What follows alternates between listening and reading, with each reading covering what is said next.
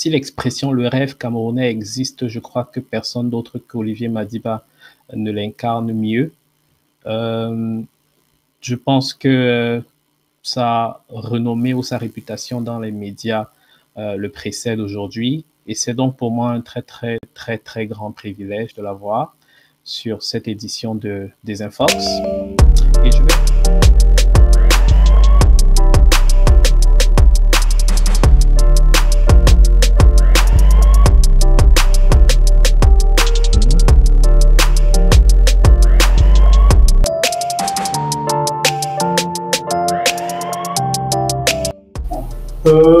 Regarde, mais dans la vaseline. Donc, en gros, on a franchi ces derniers jours le cap symbolique de $1 million d'intention d'investissement. On a reçu, je crois, dans les 320, 350 000 à ce jour sur les 1 million qui sont promis. Mais ce que ça montre, parce qu'effectivement, c'est pas la levée la plus gigantesque de la région, il y a des gens qui lèvent 3 millions, 4 millions par des cycles plus classiques. Mais ce qu'on est en train de montrer, c'est que l'Afrique peut se financer elle-même.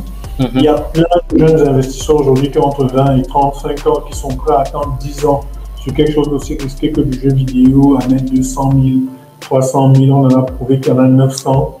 Et je pense qu'on peut en avoir 100 000 qui mettraient.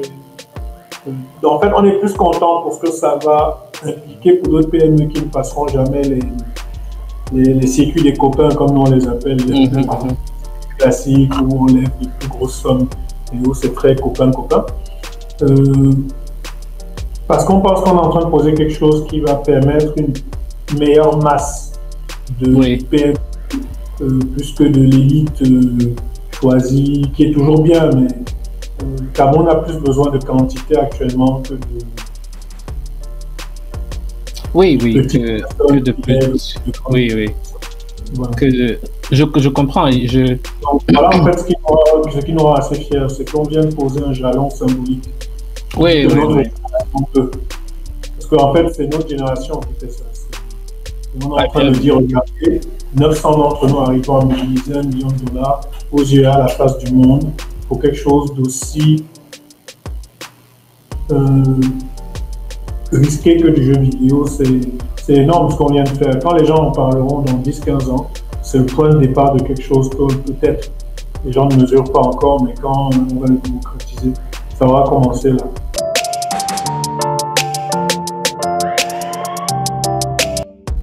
Là, actuellement, sur cette levée, on est à 310. Donc, 310. Le tiers a déjà investi. Le tiers a déjà investi, ouais. Oui, et juste, c'est vraiment pas mal.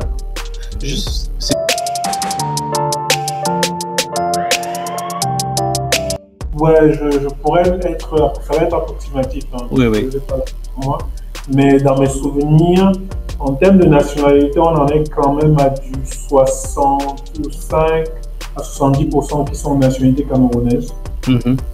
La moitié, donc presque 40%, sont au Cameroun. Waouh, c'est énorme. Sont au Cameroun, non même pas de la diaspora. Ça, c'est assez épatant. On ne se dirait pas quand on commence un tel truc. Ça viendra beaucoup même plus de l'intérieur. Donc c'est Camerounais et Français essentiellement les deux nationalités. Mais il y a beaucoup de Français qui sont en fait des Camerounais qui ont dû changer de nationalité pour être honnête. Donc ce sont les Camerounais. Oui, ensuite on a les Béninois qui croient énormément en nous. D'ailleurs, je salue le peuple béninois. Et il y a le Sénégal aussi et la Côte d'Ivoire. Donc maintenant en termes de tranche d'âge, c'est très réparti entre 21 et 35 ans. L'essentiel, c'est effectivement des gens qui viennent de débuter leur carrière, qui nous ont vus, c'est-à-dire ils disent que quand on a commencé en 2013, ils étaient en train de finir le lycée, et maintenant ils ont commencé à travailler. Et puis te disent, moi j'ai pas de problème à investir maintenant pour que ça paye dans 10 ans. Parce que je commence ma carrière, donc mieux je mets un peu sur des petits business comme ça, et dans 10-30 ans, ça nous fait de l'argent passif.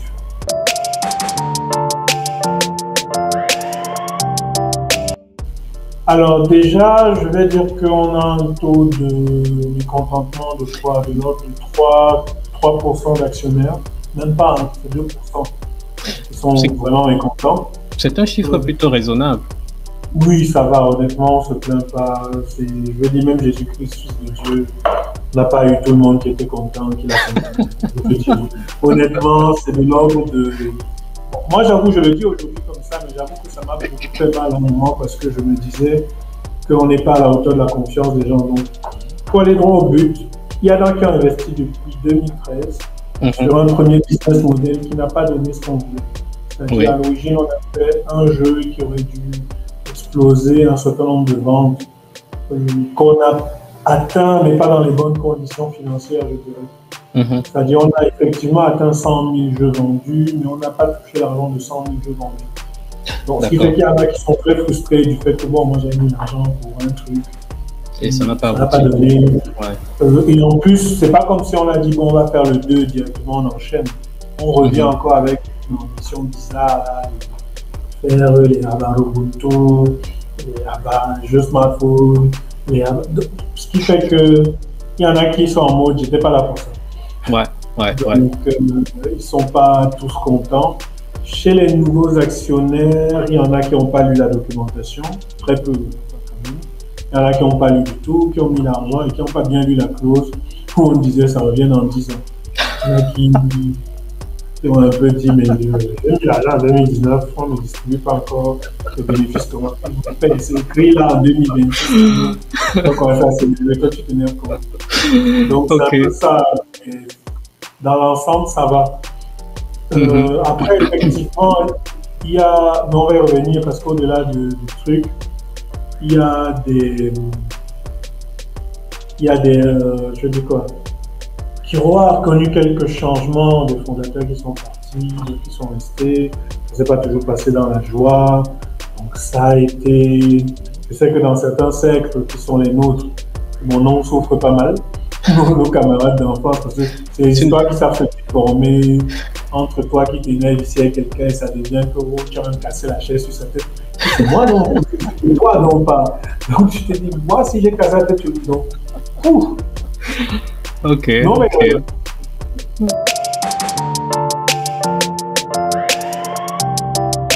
maintenant, ce que le ministre des Finances attend de nous, c'est que on pose un site web qui permet à tout entrepreneur de poser sa PME dessus, de dire voilà, j'ai ma PME, j'ouvre le capital, je veux peut-être lever 20 millions pour amener mon projet à telle étape.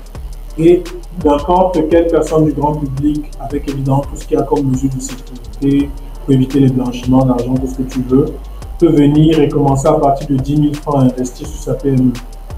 Donc ça, c'est le premier truc qu'il attend de nous. Le deuxième truc qu'il attend de nous, c'est qu'on arrive à réaliser ce qu'on appelle un simulateur d'affaires. C'est un peu comme un jeu vidéo qui va permettre de simuler le quotient intellectuel d'affaires des entrepreneurs. Parce que tu vois, en fait, on a réalisé que quand tu es jeune, tu n'as aucune garantie que tu peux apporter. Un peu comme nous, quand on a commencé, on n'avait pas de terrain, on n'avait pas d'anciens Google qui pouvaient dire que ouais, les gars, ils sont trop forts. Souvent, tu n'as que ça quand tu es un jeune Africain. Donc, comment est-ce qu'on mesure ça avec des réalités du terrain, la simulation? Donc, si par exemple, tu dis, moi, je vais ouvrir ma chaîne de restaurant, je vais ouvrir mon restaurant, au lieu de qu'on te demande de sortir des business plans compliqués avec des notions venues d'ailleurs, on te dit, OK, voilà un simulateur dans lequel tu vas gérer un restaurant africain, où on va te donner les mêmes 10 millions que tu as demandé. Et le simulateur, c'est un peu comme un jeu vidéo, hein, mais tu vas surtout gérer des réalités africaines. Et on voit comment les décisions que tu prends font que oui ou non ton resto fasse faillite ou fasse le chiffre promis avec nos réalités. Là. Genre, un employé qui démissionne tous les 2 jours. Est-ce que tu mets tes cousins au mauvais endroit sans guetter leur truc? Bref, il y a tout un tas de choses, d'erreurs que les gens font, qu'on va voir, et après ça te sort une sorte de note qui est un peu comme ton quotient intellectuel d'affaires. Et ça devient la première chose qu'un investisseur voit finalement pour savoir s'il doit lire ton projet ou pas. Alors, toi, tu vas réaliser qu'en fait, l'argent n'est pas sur ton projet. J'ai déjà fait faillite 45 fois, alors qu'on m'a financé, il a le grand argent des gens. C'est là que tu vas commencer à comprendre que peut-être que j'aille lire sur le management, que j'aille lire sur ceci. Et cette technologie-là, on est aujourd'hui le seul studio qui peut la réaliser en Afrique.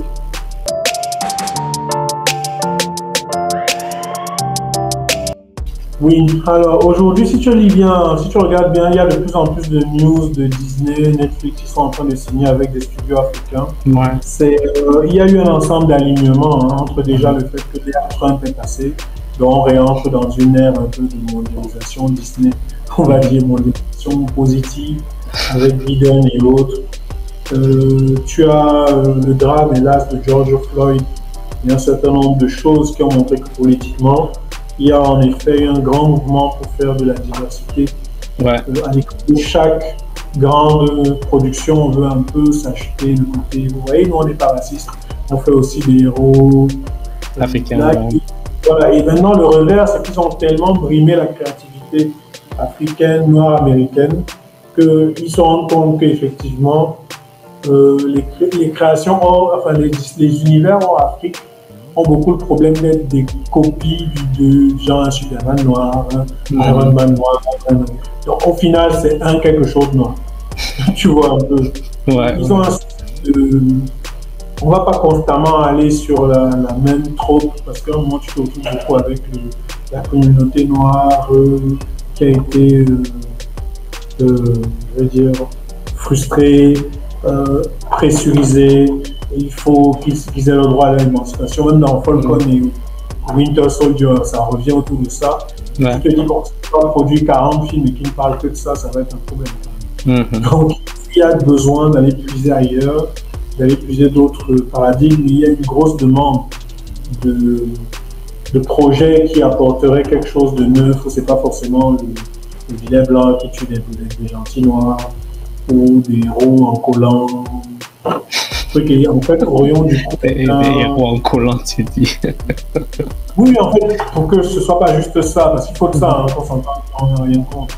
Ouais. Mais en fait, les gens veulent plus d'autres univers, ils veulent que quelque chose se passe un peu ailleurs qu'à New York. Ouais. Pour une... Tu vois, donc il y a autre chose. Et là, tu te rends compte que tiens, il y a ce petit studio au Cameroun qui a un des univers les mieux écrits d'African Fantasy. Et, si on prend ça, ça peut faire une très bonne série.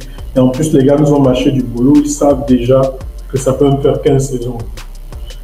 Il y a de la demande, il y a beaucoup de tables rondes, beaucoup de Zoom calls qu'on a, je ne peux pas encore en parler, mais des gros noms avec qui on est en discussion.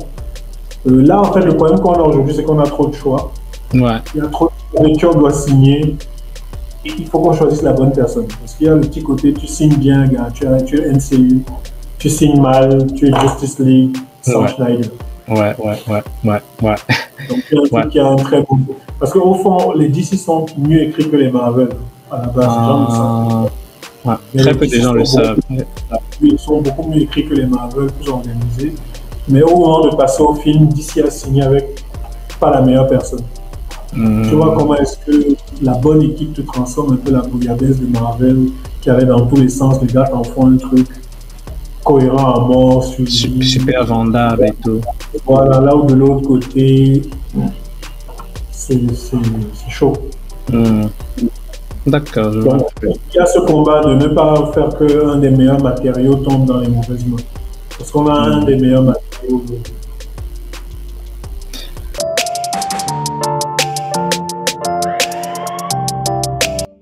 Bon, concurrence, oui et non, parce que comme je dis, il y a beaucoup de demandes, pas assez de contenu, donc je crois qu'il y a encore vraiment de la place pour tout le monde.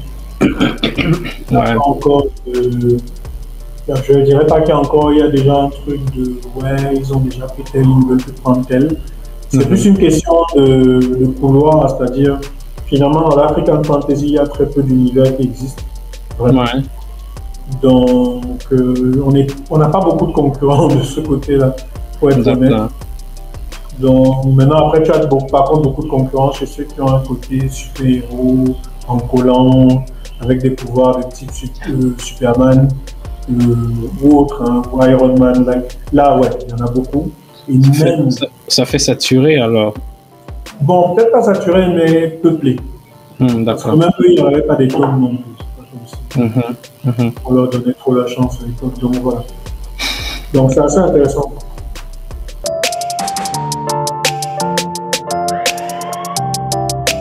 Oui, très très bonne question. En fait, Au début, ça a été extrêmement difficile parce que j'avais pris un rythme de vie.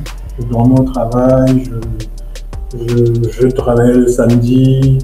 Bon, j'avais pris un rythme de vie qui, honnêtement, ne laissait pas de place au fait d'être père. Et pour être honnête, je disais un peu à ma femme à l'époque, les gars, mais nous n'avons comprendre, c'est pour eux, dis donc. Mais après, il y avait un côté, je ne les voyais vraiment pas. Je n'ai même pas fait d'effort, j'estimais que, dis donc, je suis en train de me battre pour les nourrir, donc. Non, il faut que je vois. Je suis en train de dire que si mon monde avait me sorti les phrases de tu travailles, il n'y a que ton travail, les trucs qu'on voyait à la télé quand on était mon les enfants qui enlevaient leurs parents de trop haut, je veux le claquer. Le petit con, tu sais ce que c'est, ne veux pas manger, ton père n'a pas l'argent, idiot. Oh non, ouais, je te vois pas, tais-toi, disons. Mais après, bon, après tu prends du recul parce que tu vois des petites conséquences du fait que tu n'es pas assez là. Et tu te rends compte que mine de rien, ce que tu fais avec ton entreprise est important, mais tu as besoin que ce que tu fais de l'autre côté soit aussi assez important parce que ça t'équilibre au final. De rentrer, c'est une bonne chose même pour ton projet que souvent tu t'en déconnectes pour repartir dans une sphère où tu ne penses pas à ça. Et c'est une richesse que tu ramènes après au travail. Tu vois. Je n'ai pas idée du nombre de... Il y a un certain nombre de choses dont je prends plus la mesure. Par exemple, l'autre jour, je regardais mon fils qui jouait à des jeux vidéo sur ma table, mon téléphone. Il était accro, il ne voulait plus lâcher. Tu vois. Et je pense qu'on me dit, bon, moi qui fais des jeux, j'ai pas envie que mes jeux déconnectent autant les enfants d'autrui à cet âge de la réalité parce qu'il faut quand même qu'il aille courir dehors, tu vois un peu. Donc, où tu te rends compte que là, je suis en train de le vivre en live, je veux pas que mes jeux fassent ça aux enfants des gens. Donc, comment est-ce que j'équilibre entre le fait de faire des jeux bons, parce que je veux pas non plus faire des jeux, et le fait de ne pas donner aux autres ce que je veux pas que mes enfants utilisent moi-même. Parce que tu entends souvent, les Steve Jobs ne donnent pas de iPhone à ses enfants, etc. J'ai pas envie de finir comme ça. Donc, ce qui fait que dans les trucs qu'on fait, on essaye d'avoir énormément, et c'est de là par exemple que tu as la façon dont on oriente les jeux, on se dit bon, même si le jeu doit être addictif, il y a un truc que je veux pas que les jeux installent chez les gosses, c'est la récompense rapide sans effort. Tu vois, il y a un truc que oui, parce qu'en fait après ça te rend fainéant dans la vraie vie. Ça c'est la partie des jeux vidéo, qui te récompensent vite, avec peu d'efforts. Par contre, je me dis, si on doit même créer des jeux addictifs, il faut même que le joueur ait la sensation qu'il doit faire beaucoup d'efforts pour une récompense. Ça va. Après, il le réexploite dans la vraie vie. Tu vois. Donc, c'est des petits détails comme ça dans lesquels ma vie de père parce que je préfère avoir des gars qui... Moi, par exemple, j'étais un gros grinder dans les FF, les Final Fantasy, et c'est quelque chose que j'utilise au travail. Donc, je sais ce que c'est que de passer 5 heures pour amener un personnage du niveau 10 au niveau 12. Et la 5 heures, on refait les mêmes choses. Donc, quand moi j'arrive au travail et que je vois souvent des tâches où il faut faire un long truc pour un petit résultat, mon cerveau connecte avec c'est comme quand on joue un Tamagotchi ou un Pokémon au final, tu vois. Donc, c'est des jeux addictifs, mais qui ont créé la notion d'effort. Donc, voilà par exemple le genre d'éléments qu'on intègre dans les jeux qui vont être destinés aux plus jeunes pour ne pas les faire tomber dans le piège de la dopamine facile.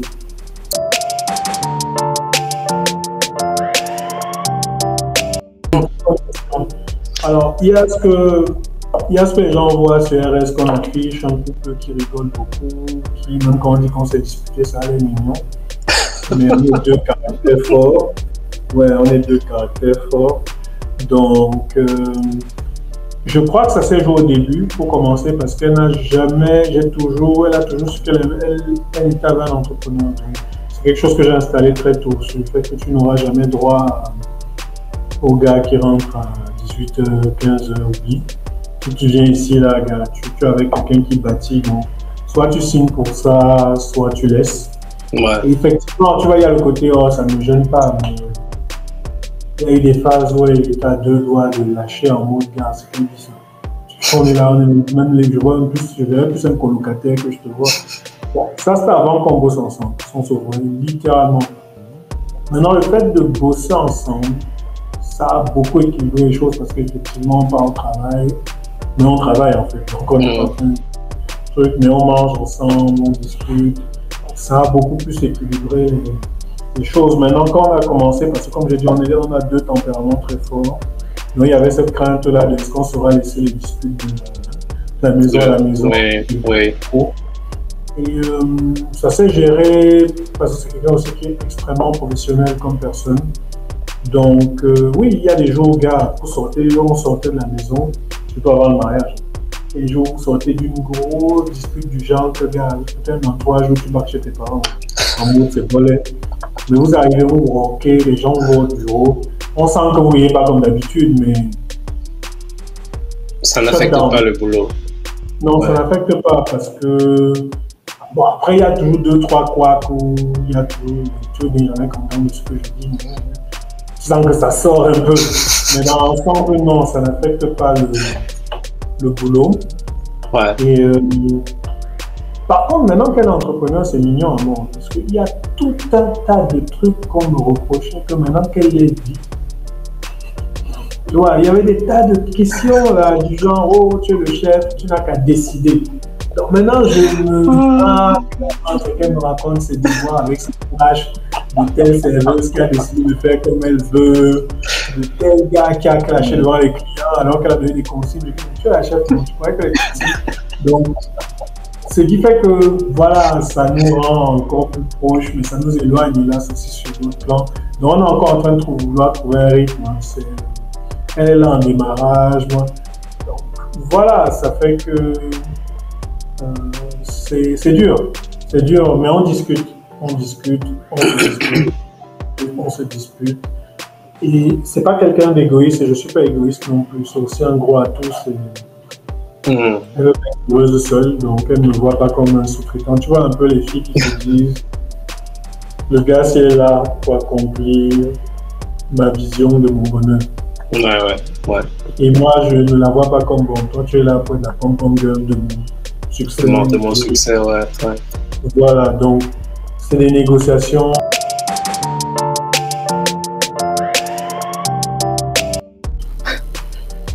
Là, on a trouvé une nounou en or. On lui dit un peu, je ne connais pas assez bien payé. Tous les matins, on dit qu'il faut vraiment combler son double de son salaire. Parce qu'on était malade en famille là dernièrement. Madame, moi et la dernière, couchés comme des larves au salon. On avait mis le matelas au salon.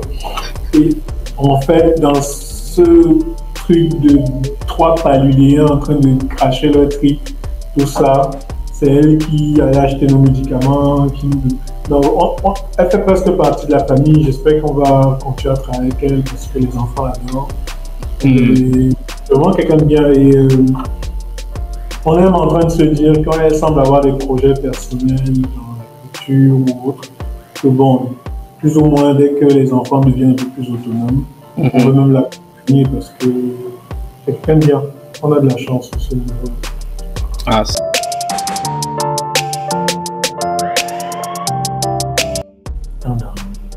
Alors, en termes de religion, je dirais que je suis d'origine, je viens d'utiliser ce terme, je suis d'origine chrétienne protestante. Je suis passé par le catholicisme à cause de Lieberman. J'ai fait des recherches bouddhistes à un moment. Wow. Je n'ai jamais parlé par quoi j'étais musulman, même si je respecte la religion. Donc, si je devais aujourd'hui me situer, je dirais que je me considère comme quelqu'un d'agnostique.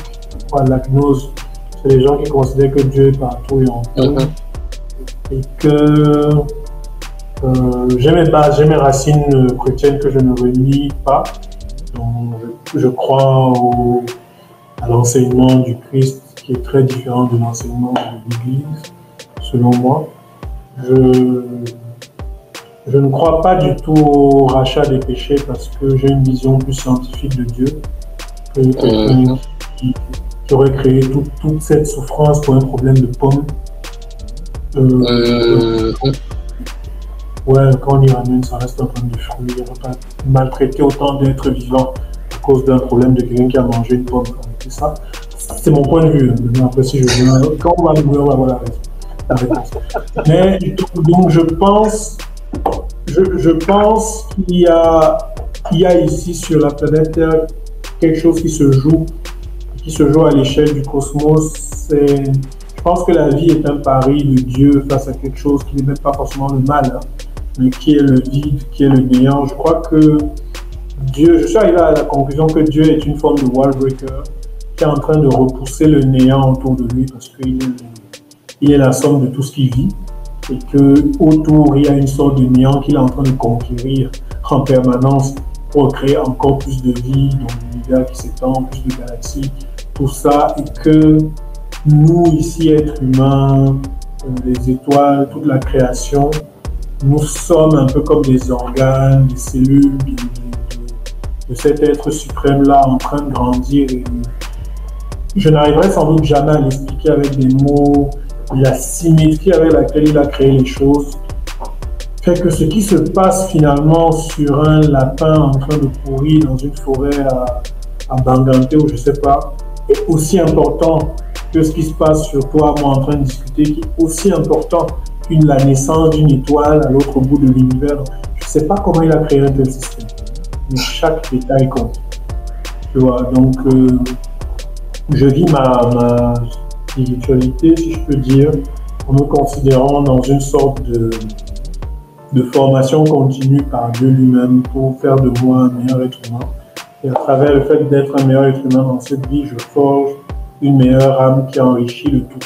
Donc voilà comment je le vis. Et c'est ce tout enrichi qui peut conquérir plus d'espace, s'agrandir, plus d'amour, plus de liens, plus de... Je tente de résumer là 35 ans de quête individuelle, mais c'est pas évident. Et je pense même pas que j'ai tout compris. Donc, tous les jours, je découvre une nouvelle façon de lire la matrice, comme je l'appelle, qu'on a créée. Et dans la plupart des livres saints, je les lis plus comme des symboles de leçons de vie que des réalités historiques, même si certains sont des réalités historiques et d'autres sont des fables. Maintenant, je ne vais pas entrer dans qu'est-ce qui est quoi, mais voilà. Donc, je vois ça comme ça. Maintenant, après, je ne veux pas avoir de preuves absolues, j'ai mes preuves individuelles que c'est ma vérité. C'est la vérité à laquelle je vais vivre, qui est sans doute pleine d'illusions, qui me permettent de supporter mon existence comme tout le monde. Oui, la question, en fait, l'origine de la question, c'était d'identifier en quoi est-ce que ça influence ton travail, quoi. Est-ce que ça influence Est-ce que si ça influence Totalement. Pour vous-même vous raconter une petite histoire rapide, c'est Hero Games, en fait, c'est ce que les chrétiens appellent encore une démonstration. Genre, j'ai fait ma démonstration. Quoi? Je sais pas si tu parlais. J'ai voulu dire témoignage, mais bon. Oui, mais il y a souvent le terme de quand quelqu'un prend un travail en disant je vais prendre ce travail en prière et ça va donner des résultats et j'aurais fait ma démonstration. Ils ont beaucoup ça chez les pentecôtistes, je crois. Je pense que c'est ça, témoignage, l'expression du témoignage. Oui, donc, ouais, ce sera un truc du genre. Parce qu'effectivement,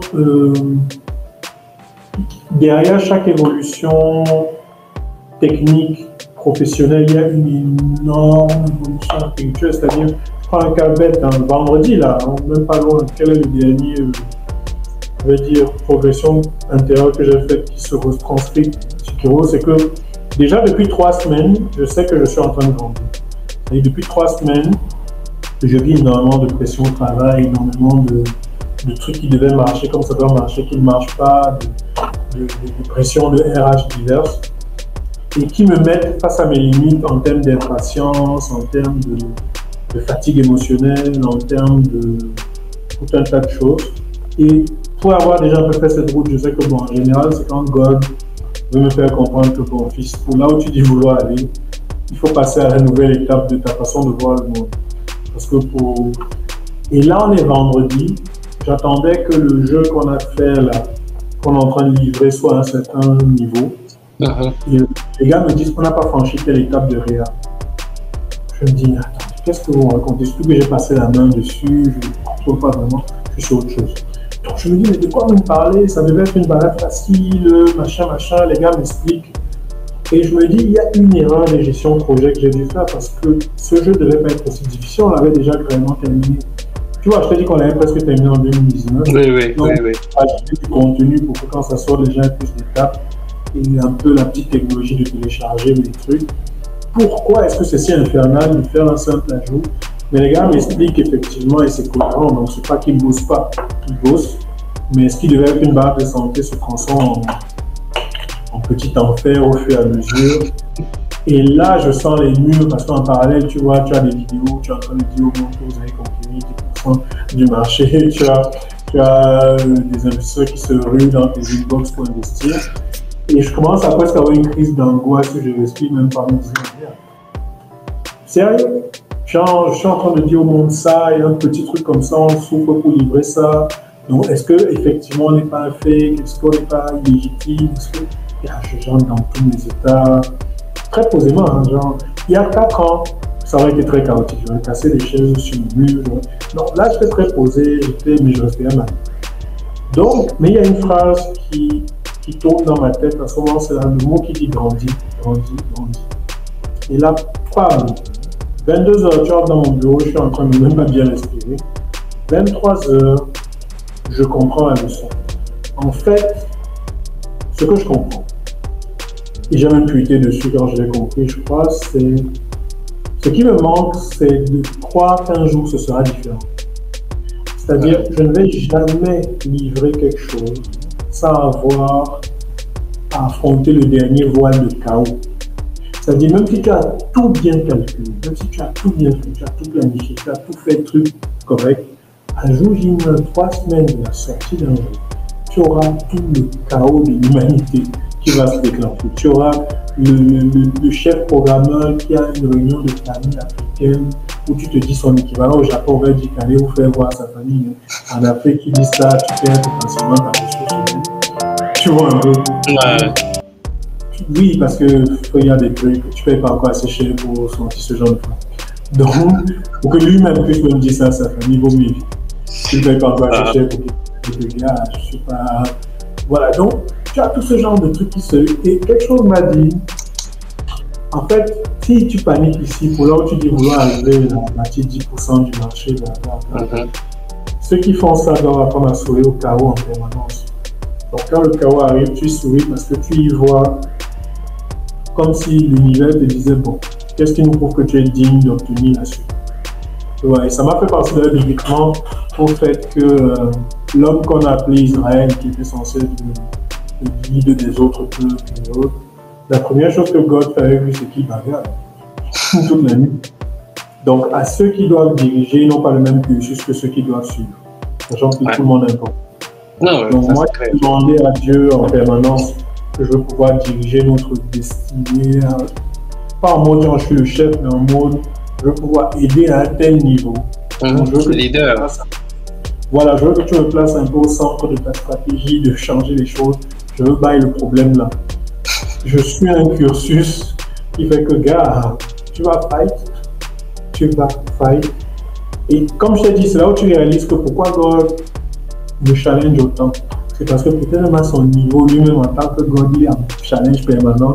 Il dit que si tu veux être parmi mes fils qui poussent, tu vas être comme moi, je pousse pour que vous puissiez vivre.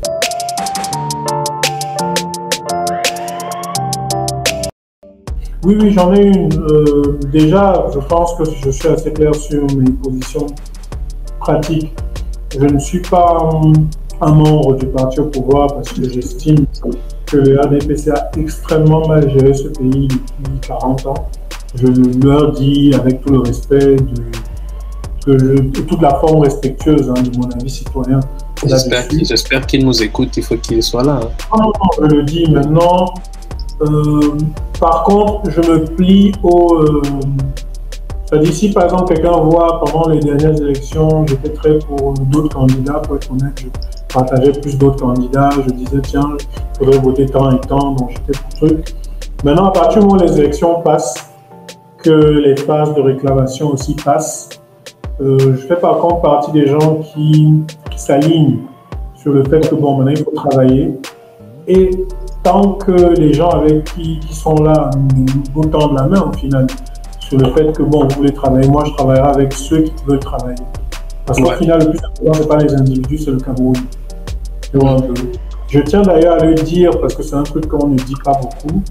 J'ai rencontré plus de personnes qui ont tenu leurs promesses dans le gouvernement que hors du gouvernement. Ouais. Ça, c'est un truc aussi qu'il faut que je dise. C'est-à-dire, chaque fois que j'ai rencontré quelqu'un du gouvernement qui a dit bon, on va faire telle chose pour Kiro Games, il l'a fait. Là où paradoxalement, des personnes qui ont une meilleure réputation et autres, on dit qu'elles vont faire des choses qu'elles n'ont jamais fait. Je ne vais pas citer, mais c'est des éléments qui te font comprendre que ce n'est pas aussi simple. Après, on te dira oui, les uns ont les moyens que les autres n'ont pas. C'est peut-être vrai, mais je ne sais pas ce que ça veut dire. Tu vois, je ne ferai pas de jugement, mais c'est pour dire que moi, je me concentre sur le Cameroun. Dans mon axe politique sur le Cameroun maintenant, quand il faut voter, j'ai mes candidats par rapport à ce que j'aimerais bien voir comme changement. Donc quand il faut travailler, je travaille avec tout le monde. On accuse souvent d'être neutre et de vouloir jouer à l'équilibriste. Je ne pense pas. Moi, je pense au contraire que la politique, c'est une question d'objectif. Mais les objectifs, c'est de changer le Cameroun. Donc, pourquoi diable est-ce que je vais me battre à... Il y a des combats qui n'en valent pas la peine. Si par exemple le ministre des Finances aujourd'hui est prêt à m'écouter et à faire ce qu'on veut pour que le pays évolue, pourquoi est-ce que je dirais que je ne travaille pas avec lui parce que lui, il est membre du NDPC alors que lui me tend la main du haut de sa puissance. Lui, donc en fait pas, il voit mes tweets, on leur montre tout ça. Même la ministre des Postes, on lui montre mes tweets. Ou souvent, elle me dit que ouais, mon petit homme, tu tiens quand même sur nous. Hein. Ben, c'est un peu non. Mais elle respecte aussi que je suis assez honnête pour toujours rester en accord avec le fait que du moment il faut qu'on bosse. Parce que quand vous faites de bonnes choses, je le dis aussi. Tu vois, donc j'essaye d'être juste. J'essaye d'être juste. J'ai apprécié par exemple comment le ministre de la Santé a géré Corona. Je l'ai énormément soutenu, reputé. Il n'était pas parfait, mais j'estime qu'on a eu une très bonne gestion par rapport à beaucoup d'autres pays. Voilà.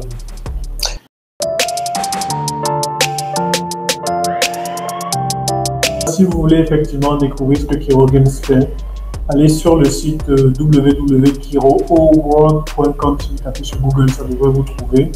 Et vous aurez le choix entre des jeux sur votre smartphone, des bandes dessinées à lire et un service même pour vous aider si vous êtes porteur de projet. Donc dites-vous que si vous cherchez un jeu pour vous détendre après une dure journée ou pendant qu'on vous bâche, pendant qu'on vous arrache, je suis en train de vous teaser un truc qui va faire rire sans doute. Les jeux Orion et Kiro sont là pour vous sur votre smartphone et sur vos PC. Et on est en train de construire et de compléter le catalogue. Si vous voulez investir, allez sur notre page Facebook Kiro Games. Vous aurez les liens pour devenir actionnaire de toute cette grande aventure. Ce qui va vous donner beaucoup d'argent.